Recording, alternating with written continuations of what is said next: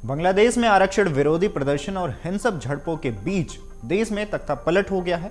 जारी उथल पुथल में राजनीतिक विश्लेषकों को अमेरिका और पाकिस्तान का हाथ दिख रहा है। इस छात्र आंदोलन के पीछे कट्टरपंथी जमाते इस्लामी को माना जा रहा है, जो पाकिस्तानी खुफिया एजेंसी आईएसआईएस का करीबी है। अब बांग्लादेश में 400 से ज्यादा मौतों के बाद नोबेल पुरस्कार विजेता मोहम्मद यूनुस की अगुवाई में एक अंतरिम सरकार बनने जा रही है। बांग्लादेश के सेना प्रमुख ने बताया है कि यूनुस की अगुवाई वाली सरकार की ताजपोशी गुरुवार को होनी है। बता दें कि 84 वर्षीय मोहम्मद यूनुस का नाम इसलिए भी तय हुआ है क्योंकि छात्र नेताओं ने उन्हीं के नाम पर सहमति जताई थी। छात्रों की मांग थी कि यूनुस ने देश में गरीबी उन्मूलन की दिशा में जो योगदान दिया है और खासकर गरीबी महिलाओं को जो दिशा दिखाई है, उन्हें देश की बागडोर सौंपी जानी चाहिए। एक तरफ तथ्य यह है कि मोहम्मद यूनुस जिस सरकार को चलाने की जिम्मेदारी लेने के लिए तैयार हुए हैं, उसकी डोर पीछे से पूर्व प्रधानमंत्री बेगम जिया की बांग्लादेश नेशनलिस्ट पार्टी और उसके माध्यम से पाकिस्तान समर्थक कट्टरपंथी जमात इस्लामी के हाथों में रहने की संभावना है। जमात इस्लामी की सरकार में भूमिका यह तय करेगी कि बांग्लादेश भारत से दूर रहे, क्योंकि यह वही संगठन है जिसने 1971 में बांग्लादेश मुक्ति अभियान के दौरान पाकिस्तानी सेना का साथ दिया था और आज भी पाकिस्तानी खुफिया एजेंसी आईएसआईएस के बेहद करीबी संबंध है, जिसके बाद से ही इसकी चर्चा भी काफी हो रही है। वहीं बांग्लादेश का मौजूदा संविधान भी यूनुस को हिंसा की आग में जल रहे बांग्लादेश को फिर से पटरी पर लाने की किस हद तक इजाजत देगा, यह बहुत बड़ा सवाल बन रहा है।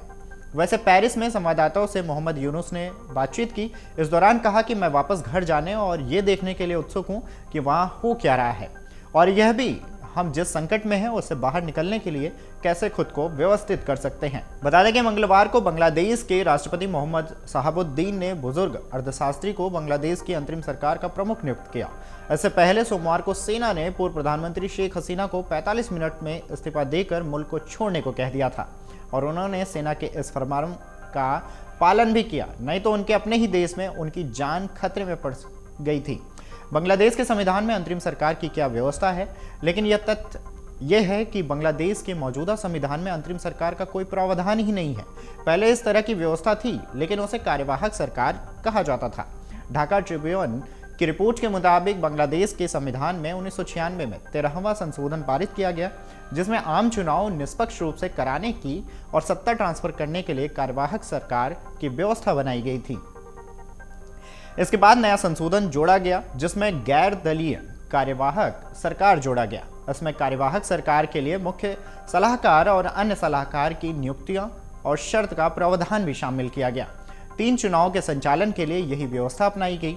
कार्यवाहक सरकार का खात्मा हो चुका है प्रावधान, लेकिन आगे चलकर बांग्लादेश सुप्रीम कोर्ट ने कार्यवाहक सरकार को असंवैधानिक घोषित कर दिया। हालांकि उसने 2 चुनावों तक इसी व्यवस्था के तहत चुनाव करवाने की सलाह भी दी, लेकिन कुछ ही समय बाद 23 जून 2011 को शेख हसीना की अवामी लीग सरकार ने संविधान संशोधन करके कार्यवाहक सरकार की व्यवस्था को पूरी तरह से खत्म कर दिया। आगे चलकर अपने अंतरिम फैसले में सुप्रीम कोर्ट ने भी 13 सितंबर 2012 को इस पर फाइनल मोहर लगा दी। बांग्लादेश में अभी जो संविधान है उसमें मौजूदा सरकार ही अपने कार्यकाल के अंत में राष्ट्रीय चुनाव करवाती है और जो भी पार्टी या गठबंधन जीतता है उसकी सरकार बनने का रास्ता साफ हो जाता है। लेकिन अवामी लीग की यही सरकार इस साल जनवरी में हुए चुनाव के बाद ही लगातार चौथी बार जीतकर सत्ता में आई, लेकिन उसे देश के अराजकता के बीच में ही गद्दी छोड़नी पड़ गई। इस वजह से सेना और राष्ट्रपति की ओर से अंतरिम सरकार का विकल्प खोजा गया।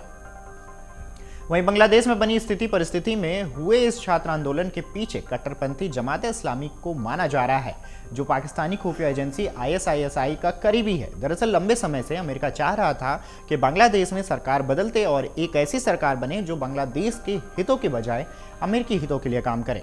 भारत के साथ गहरे आर्थिक और सुरक्षा संबंधों को बढ़ावा देने वाली शेख हसीना अमेरिका की उन योजनाओं में आड़े आ रही थी जिन्हें वह बंगाल की खाड़ी में लागू कराना चाहता था। कई पूर्व सैन्य और खुफिया अधिकारियों का दावा है कि अमेरिका लंबे समय से हसीना को सत्ता से हटाकर बांग्लादेश को अस्थिर करना चाह रहा था। बताया तो ये भी जा रहा है कि पाकिस्तान की खुफिया एजेंसी आईएसआईएस ने शिविर नामक संगठन का इस्तेमाल किया। खास बात यह है कि छात्र शिविर संगठन बांग्लादेश में प्रतिबंधित जमात इस्लामी का हिस्सा है। हसीना को सत्ता से हटाने में पश्चिम देशों के प्रवासी बांग्लादेशी अहम उपकरण बनकर उभरे हैं, क्योंकि उन्होंने पश्चिम देशों के डीप स्टेट एक्टरों के इशारे पर बांग्लादेश में सत्ता परिवर्तन की मांग को हवा दी है। अब इसके आगे आपको बता दें कि मोहम्मद यूनुस कौन है। तो मोहम्मद यूनुस का जन्म 28 जून 1940 को हुआ।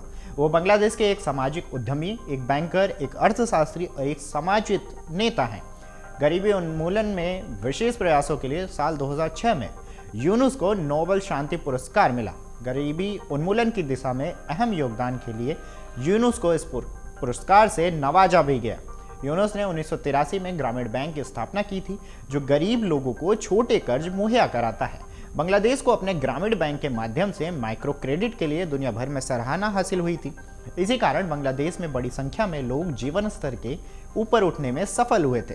साल 2009 में उन्हें United state presidential medal of freedom से सम्मानित किया गया।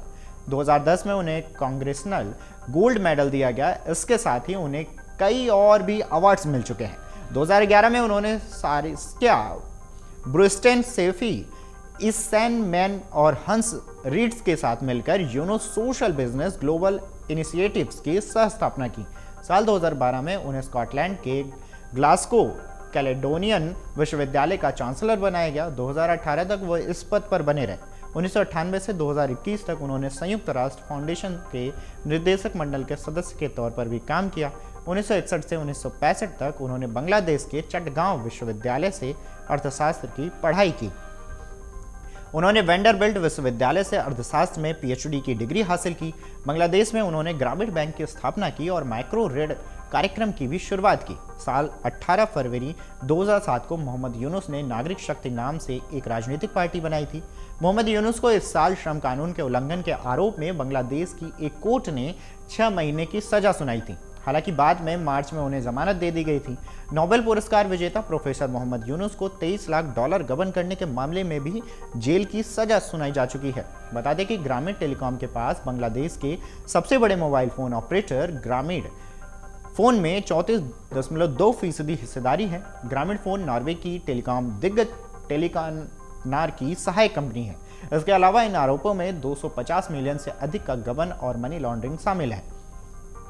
ऐसे में जिस मोहम्मद यूनुस की सरकार को संविधान का भी आधार प्राप्त नहीं होगा और उसे आर्मी, राष्ट्रपति के साथ साथ जमात इस्लामी और बेगम खालिदा जिया की पार्टी से भी दिशा निर्देश लेने होंगे, वो कितनी स्वतंत्र होगी और किस हद तक काम कर सकेगी। जबकि बांग्लादेश को अभी एक ऐसे सरकार की जरूरत है जो उसे फिर से पटरी पे ला सके और अराजकता पर नियंत्रण पाने का साहस दिखा सके। अब ये देखना दिलचस्प होगा कि नई सरकार में किस तरह के कदम उठाए जाते हैं और पड़ोसी मुल्कों के लिए क्या फैसले लिए जाते हैं। बहरहाल इस खबर पर आपकी क्या राय है, हमें कमेंट करके जरूर बताएं। अगर आप ये वीडियो YouTube पर देख रहे हैं तो हमारे चैनल को सब्सक्राइब करें और बेल आइकन को दबाना ना भूलें। अगर आप Facebook पर ये वीडियो देख रहे हैं तो हमारे पेज को लाइक करें।